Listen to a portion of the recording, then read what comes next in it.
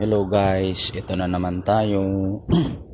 Ito na guys, parang maganda yung kinalabasan nung pagtanggal ko sa bubong na yung sinilong ko sa patula.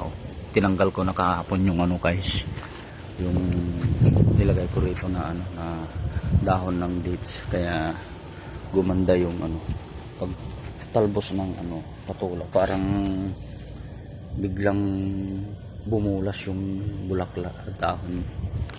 Yan na guys, biglang umangat yung niya, talbos niya. Yan na guys.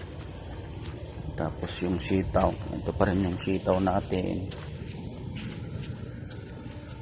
Actually guys, ngayon bukas ko na didiligan kasi medyo basa pa yung lupa Bukas ko na lang didiligan yan. Yan, malunggay. Kanina kumuha ko ng malunggay, hinalo ko sa sa noodles. Yan, kumuha ako ng dahon. Pinutol ko kahapon yung yung kangkong para maka-buelo yung sitaw. Yung sitaw gumaganda na yung dahon ng sitaw. Kasi wala na siyang sagabal, pati rin yung dito yung nilagay kong dahon ng dates dito, tinanggal ko na rin para parang sumigla nga yung yung kalabasa biglang umangat yung niya, dahon niya, kaya talbos niya. Maraming pinagbago yung pinagtanggal ko sa silong. Ayaw niya rin pala yung matagal na siya nakasilong. Gusto niya rin yung araw talaga.